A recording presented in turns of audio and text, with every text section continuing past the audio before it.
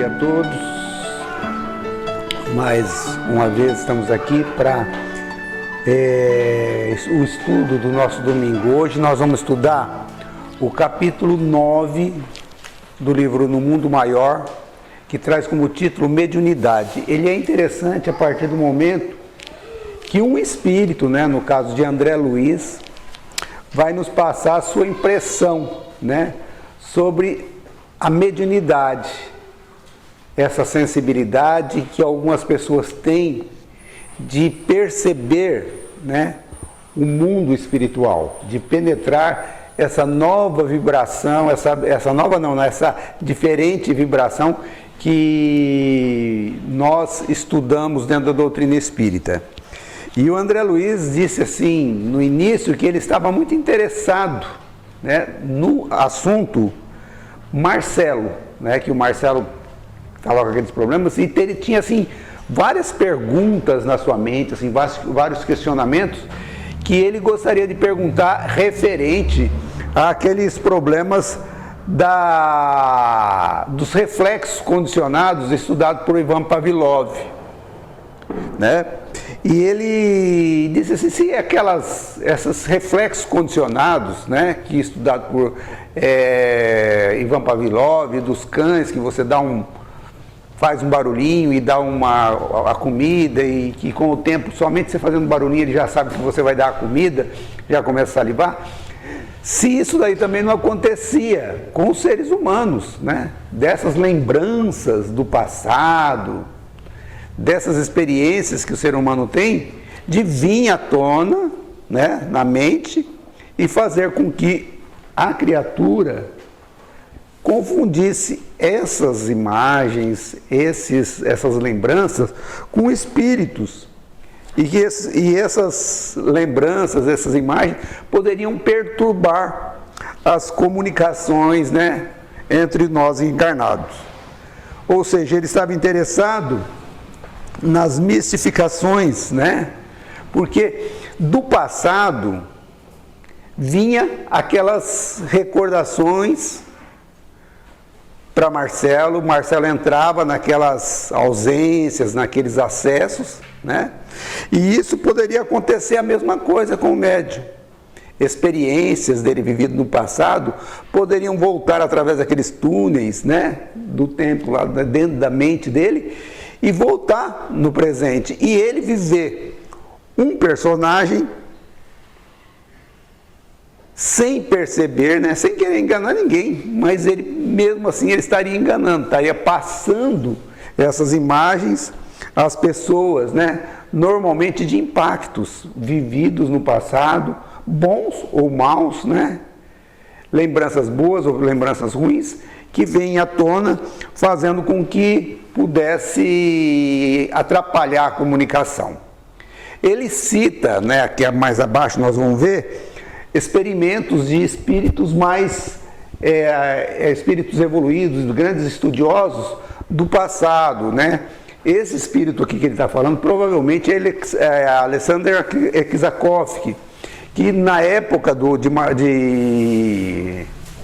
de Kardec, ele já percebeu que isso poderia ter acontecido e escreveu o livro Animismo e Espiritismo. Aqui então, André Luiz continua nas suas confabulações dizendo assim que alguns estudiosos do Espiritismo, devotados e honestos, percebendo essas dificuldades do campo mediúnico, eles criaram essa hipótese, de um fantasma anímico, ou seja, do próprio medianeiro, que agiria assim como se fosse uma entidade. Ele queria saber o seguinte, se isso daí seria adequado a esse caso que o Calderaro falou a respeito dos reflexos condicionados, que se ele conseguiria fazer realmente essas evocações do passado e passar como se fosse espírito na Terra,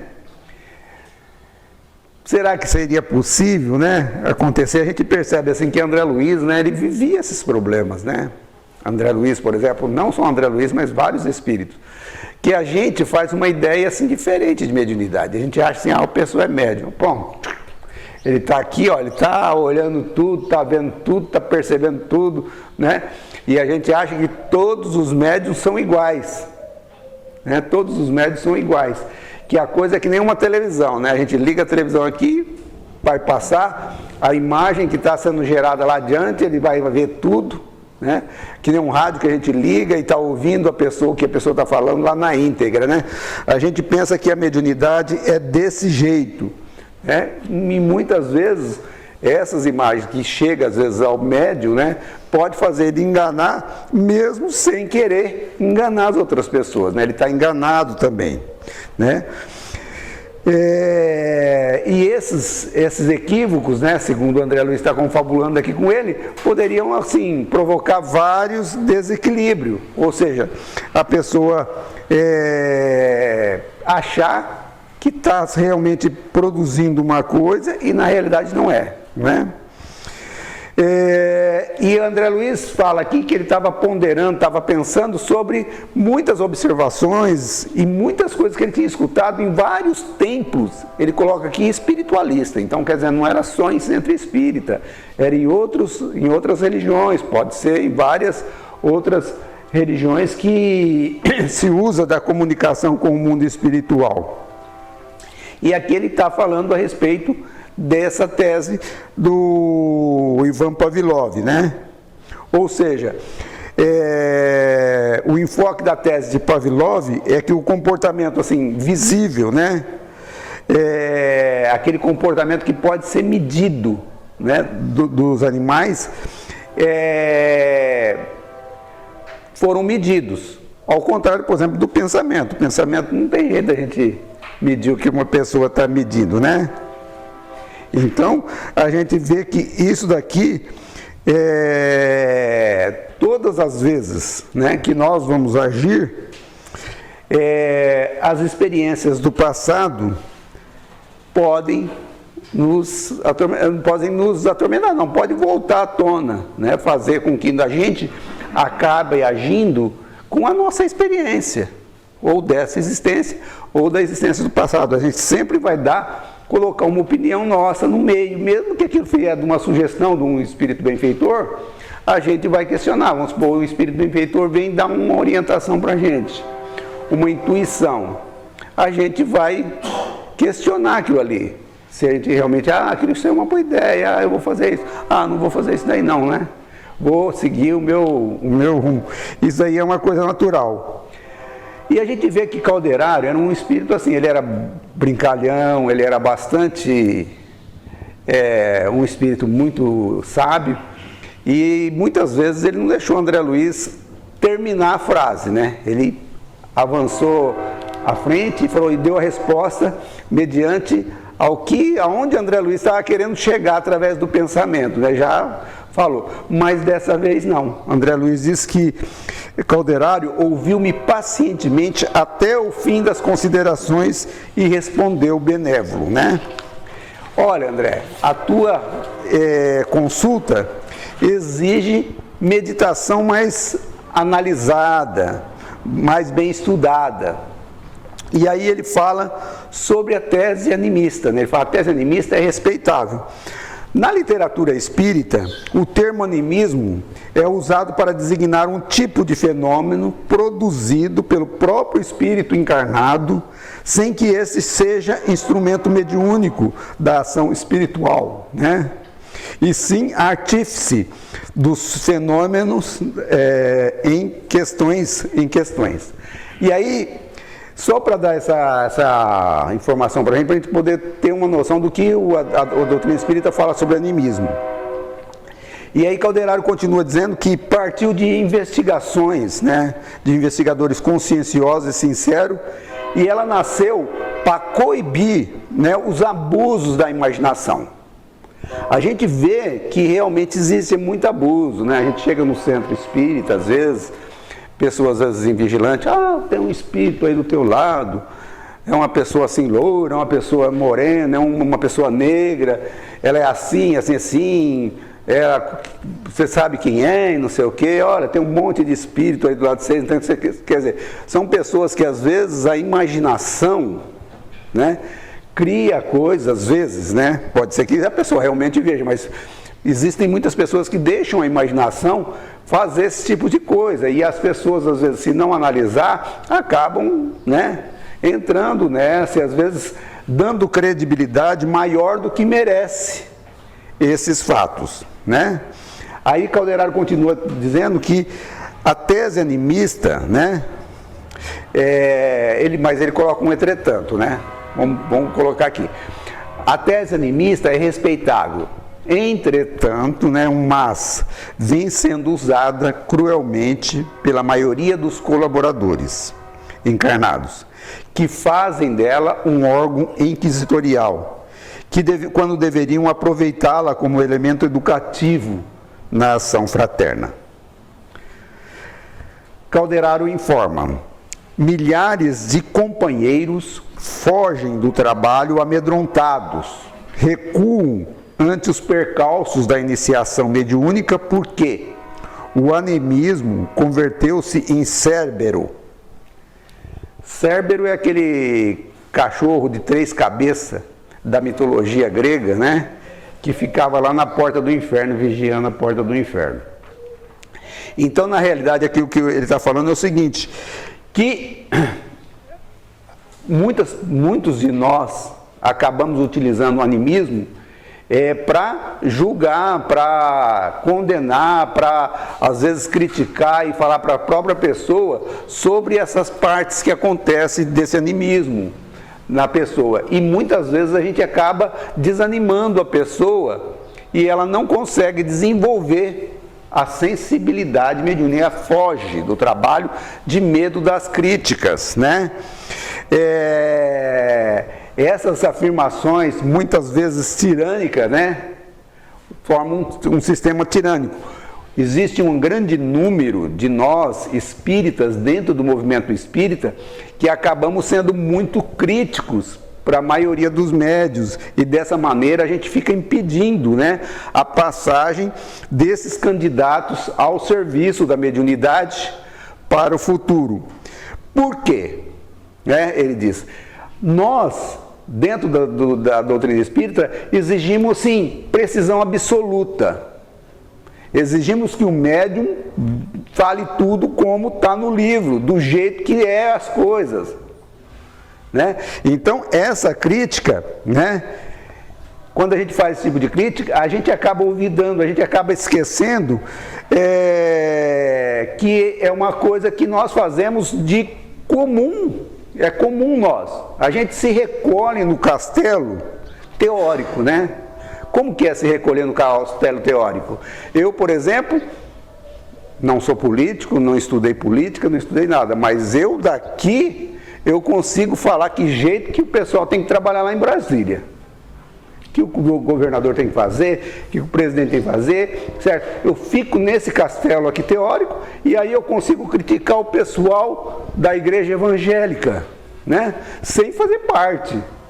Eu consigo criticar o meu time de futebol, achar que ele deveria jogar desse jeito, eu deveria jogar daquele jeito. Ou seja, eu critico as pessoas, eu faço uma crítica sobre um sistema, sobre uma pessoa, sobre uma coisa que eu não entendo nada, mas eu estou dentro desse castelo teórico e que nós fazemos esse tipo de coisa, né?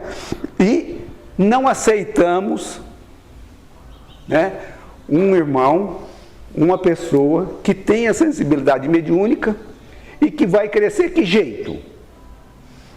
Vai crescer justamente através da sua experiência, através de erros e de acerto, na prática dessa mediunidade. E é o que ele fala aqui, que muitas vezes a gente precisa ser fraterno, orientar a pessoa através de sugestões de leitura, de livro, de um monte de coisa, certo? Porque nós somos assim, é que nós já comentamos aqui, a gente exige uma precisão assim, que nem de uma TV, que nem de um rádio que transmite. E a sensibilidade mediúnica, ela não funciona assim. Calderaro dá o exemplo da árvore, que na árvore nenhuma nasce produzindo, né? A gente pega uma árvore pequenininha, planta a semente lá, ela já nasce, quando ela está pequenininha, ela não produz, ela vai produzir depois de anos que ela está ali plantada. E qualquer faculdade requer burilamento, né? A mediunidade, segundo aqui Calderaro, tem a sua evolução, seu campo e sua rota. Ou seja, a mediunidade é igual a qualquer faculdade. Por exemplo, qualquer faculdade que a pessoa possui. Por exemplo, uma pessoa sai da faculdade hoje, ela não é um bom médico, ela não é um bom um profissional na área dela. A experiência vai fazer com que ela melhore a cada dia. Ela pode sair muito boa da faculdade, mas ela vai ser muito melhor depois de 10 anos de profissão do que no começo da sua jornada, né? E aí Calderaro continua falando a respeito de um monte de coisa que é necessário. Ele fala assim que não é possível laurear o estudante no curso superior sem que ele tenha suficiente aplicação nos cursos preparatórios através de alguns anos de lutas, esforço e de disciplina. Daí, André, nossa legítima preocupação em fase a tese animista, que pretende enfaixar toda a responsabilidade do trabalho espiritual numa cabeça única, que é o instrumento mediúnico, né? A gente já viu que a mediunidade não é uma coisa precisa, né? Não é uma coisa igual para todas as pessoas. Muitas vezes o orientador de uma sessão mediúnica, ele pode se atrapalhar e pode atrapalhar o médium. O próprio ambiente pode não favorecer ao médium, o ambiente onde o médium está. A própria preparação do médium, a falta de orientação, a preparação na alimentação, a preparação nas emoções sofridas pode interferir. Os próprios colegas, né? Por exemplo, que está numa sessão mediúnica, por exemplo, o passista, o apoio, pode falhar. Enfim, qualquer elemento dentro do grupo que esteja passando por problemas fora pode interferir numa comunicação espírita. Precisamos de apelos mais altos que animem os cooperadores incipientes, proporcionando mais vastos recursos de conhecimento na estrada por eles perlustradas, a fim de que a espiritualidade santificante penetre os fenômenos e estudos atinentes ao espírito. Ou seja, nesse momento o André Luiz diz que Calderaro fez um intervalo. E a gente percebe aqui o seguinte: muitas vezes nos centros espíritas as pessoas fazem cursos de mediunidade, né? De 4, 5 anos. Aí coloca o indivíduo lá. Começa com 50, 60 pessoas. Esses cursos normalmente acabam com 10, 15 pessoas. E essas 10, 15 pessoas que saem não são médios já pronto, mas muitas pessoas acham, não, já fez o curso, está formado em médio, né? E a formação de médio não se dá nunca, porque ela é uma evolução do perispírito. Então o espírito vive a vida inteira, vai para o mundo espiritual, continua desenvolvendo essa sensibilidade, volta na outra encarnação e é uma evolução permanente, diz aí, né?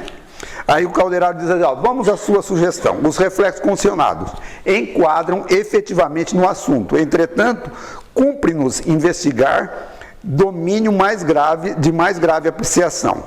Os animais de Pavlov demonstram capacidade de memória, memorizam fatos por associações mentais espontâneas. Isto quer dizer que mobilizam, né, a matéria sutil do pensamento, independente do corpo denso, que jogavam com forças mentais em seu aparelhamento de impulsos primitivos, né? Ou seja, era a memória dos espíritos. Eu estava mostrando que os animais têm memória e que eles conseguiriam mobilizar esses pensamentos. Se as consciências fragmentárias do experimento eram capazes de usar essa energia, provocando repetições de determinados fenômenos no cosmos celular, Que prodígio, ou seja, que milagre não realizará a mente de um homem, cedendo não a meros reflexos, ou seja, não só as suas lembranças, as suas experiências do passado, mas também as emissões de outras mentes em sintonia com ele. Dentro de tais princípios, é imperioso que o intermediário, ou seja, que o médium, cresça em valor próprio, ou seja, que o médium seja algo que esteja em mutação, melhorando a cada dia, mudando hábitos, estudando, crescendo, né? Ocorrências extraordinárias e desconhecidas ocupam a vida em todos os recantos, mas a elevação condiciona fervorosa procura. Ou seja, quanto mais a gente se esforça por melhorar, por abandonar hábitos, por abandonar vícios, por abandonar tendências, a gente vai cada vez mais sintonizando com espíritos cada vez mais superiores. Ninguém receberá a bênção da colheita sem o suor da sementeira. Lamentavelmente, diz Calderário, porém a maior parte de nossos amigos parece desconhecer tais imposições de trabalho e de cooperação. Exigem faculdades completas, né? Que mais uma vez ele está falando das pessoas que estão julgando os médios, ao invés de ajudar, ficam só na crítica. O instrumento mediúnico é automaticamente desclassificado se não tem a felicidade de exibir absoluta harmonia com os desencarnados no campo tríplice das forças mentais, perispirituais e fisiológicas. Compreendeste a dificuldade? Sim, começava a entender. As elucidações, todavia, eram demasiado fascinantes para que me abalançasse a qualquer apontamento. Guardei, por isso, a continuação das definições na postura humilde do aprendiz. Aqui nós vemos duas situações, né? A primeira, a nossa crítica, né? Exigente quanto à pureza mediúnica em qualquer época, momento, e também a do médium, que muitas vezes é detectado na casa espírita com alguma alteração, né, e é encaminhado para esses cursos de mediunidade, e a gente já acha que o médium, né, simplesmente por ter feito esses cursos, essas coisas, já estão prontos, já tá pronto. E muitas vezes essa postura que a gente passa para o médium, o que acaba acontecendo? Acaba fazendo com que a pessoa tenha essa sensibilidade, ela acaba se tornando diferente das outras pessoas, consegue uma comunicação com um espírito benfeitor, consegue outra coisa. A pessoa abandona os estudos, abandona a pesquisa, abandona a vigilância e acaba às vezes se tornando, às vezes, para falar a verdade, um empecilho dentro da casa espírita. Aquela pessoa que dá orientação na hora inadequada, faz as coisas de uma hora inadequada, dá orientação no meio da rua, e isso é uma coisa que às vezes acaba arruinando, né, a pessoa, às vezes não porque não deve fazer isso daí, mas deve fazer dentro de um padrão de elevação, como o Calderário está falando aqui. O assistente percebeu a atitude íntima, né, de André Luiz, que era de ficar quietinho para poder aprender mais. E aí o Calderário diz assim, ó, buscando o símbolo mais singelo, figuremos o médium como sendo uma ponte. Ele vai dar o exemplo do médium. O médium é que nem uma ponte, né? Que vai ligar duas esferas, entre as quais se estabeleceu aparente continuidade de comunicação. Em virtude da diferenciação do campo vibratório, ou seja, a gente pega, por exemplo, para ligar aquela tomada a essa luz, nós temos um fio, que é o intermediário, né, para fazer ele funcionar. Então, existe aqui o mundo físico, a matéria física e a matéria do mundo espiritual. O médium seria como se fosse uma ponte que liga esses dois tipos de matéria, certo? Para ele, o médium, ser instrumento relativamente exato, é imprescindível haver aprendido ceder.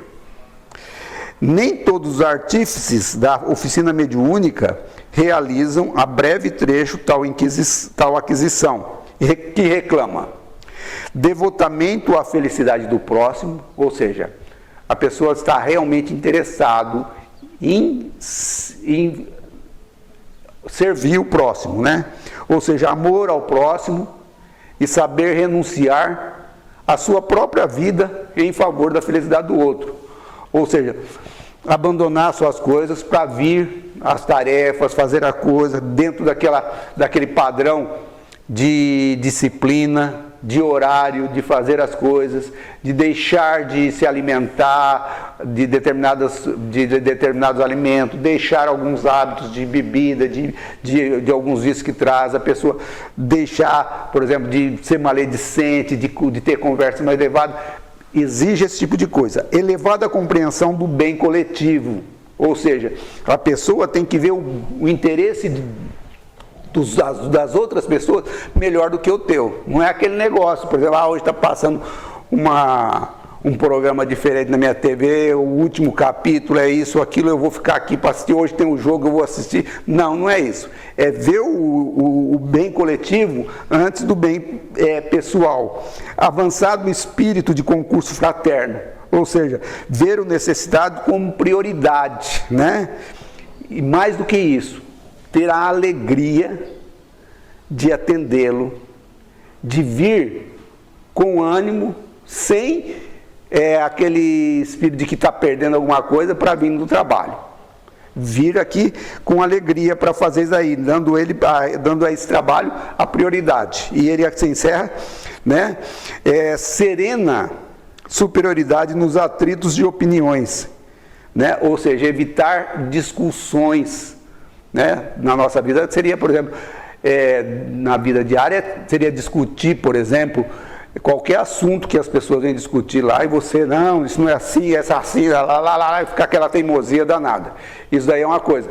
E aqui, no trabalho do centro, é a gente evitar, porque senão o espírito vem falar uma coisa e a gente contesta, e a gente não aceita. Não, isso não está certo, ele está errado.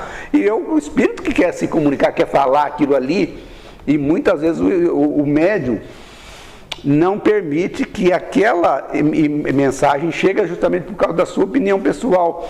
Nós vimos aqui que André Luiz, lá no livro, acho que Obreiros da Vida Eterna, que ele viu, né, que ele viu a imagem da mente de uma pessoa, de uma senhora que assassinou o marido, tal, e que levou ele na linha do trem e tudo.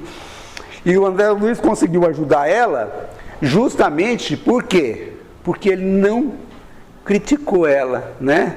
Ele fez uma prece por ela, mesmo ela tendo lá colocado o marido alcoolizado na linha do trem, depois dele ter matado, pegado a carriola, feito um monte de coisa, pegou a carriola, levou ele lá e depois... Ele não condenou ela, ele sentiu compaixão e fez a prece por ela. E a gente vê que a gente não pode ter esse tipo de asco no trabalho mediúnico. Fazer o trabalho penalizado pela situação e ter esse tipo de comportamento para a gente poder realmente ajudar. Para conseguir, o Calderaro falando agora, para conseguir edificação dessa natureza, faz-se mister o refúgio frequente, a moradia dos princípios superiores. Ou seja, a gente está na condição mental dos princípios elevados, né? Ou seja, deixando a animalidade e procurando a sublimação. A mente do servidor há de fixar-se nas zonas mais altas do ser, onde aprenderá o valor das concepções sublimes, renovando-se e sublimando-se, para constituir elemento padrão que ele segue, dos que lhe seguem a trajetória. O homem, para auxiliar o presente, é obrigado a viver no futuro. Né? Ou seja, para a gente poder realmente auxiliar, a gente tem que ser o homem do futuro, né? A gente tem que ser uma pessoa já renovada. Ele não pode ser igual a todo mundo. E aqui o Calderaro fala que para a gente poder fazer isso, a gente vai viver a soledade. O que é a soledade? É você viver no meio de um monte de gente, mas está sempre sozinho, né? Ninguém te entende. Todo mundo acha que você é bobo, que você faz coisa demais, que você não deveria fazer isso, que você deveria fazer aquilo. Ah, todo mundo faz e todo mundo vai ficar te criticando exatamente porque você é uma pessoa diferente, né? Uma pessoa que vive acima do que os outros vivem, justamente para poder ajudar, né? Ou seja, o médium ele tem que viver acima do padrão moral de que vivem as pessoas presentes. Ele precisa viver como o elemento padrão, aquele que todo mundo olha para ele como exemplo, né? Enfim, ele é um ET, né? No meio de todo mundo, é diferente de todo mundo. Tem que viver numa condição excepcional. Isso, a gente poderia falar, mas para ser isso daí, é o padrão ideal, né? Nem sempre nós conseguimos, mas esse seria o padrão ideal. E aqui ele diz assim que fenômenos não importa a natureza. É forçoso reconhecer que assediam a criatura em toda parte. Quer dizer, o fenômeno vai assediar a gente em toda parte. A própria ciência, né? Toda a ciência que nós temos hoje aqui, a tecnologia que nós temos, são coisas que a ciência descobriu, né? De movimento, de energia já existente no planeta, e que colocou ao nosso dispor, e a gente vai desvendando pouco a pouco, né? E como filhos, né, do Deus revelador e infinito, em grandeza, é de esperar que tenhamos sempre à frente ilimitados campos de observações, cujas portas se abrirão aos nossos desejos e conhecimento, à maneira que engrandeçam os nossos títulos meritórios. Ou seja, de acordo com que nós vamos crescendo, a gente vai conseguir vislumbrando, a gente vai conseguir vendo o mundo de uma forma melhor e de uma forma maior. Assim acontece com todos nós e dentro do campo da mediunidade não é diferente. Os médiuns, né, vislumbrarão coisas melhores e vislumbrarão de uma forma melhor, conseguirão ser melhores médiuns a cada dia que passa. O médium vidente, o médium que psicografa, o médium, enfim, de qualquer tipo de mediunidade, né? Não vou rotular aqui, eu já rotulei, mas não vou rotular. Ele vai começar, né, hoje, em 10 anos ele vai ser um médium muito melhor, com muito mais experiência. Em 20 anos ele vai ser muito melhor e assim por diante. O que nós não podemos olvidar, o que nós não podemos esquecer é o estudo, né? O apego que todos nós devemos ter à instrução, à experiência e à própria renovação dos nossos costumes. E todos nós que estamos aqui hoje, né, nesse estudo, ser mais vigilante em relação às críticas que nós fazemos aos nossos irmãos de caminhada. E que nós possamos auxiliar ao invés de criticar. Muita paz e a gente dá continuidade na semana que vem.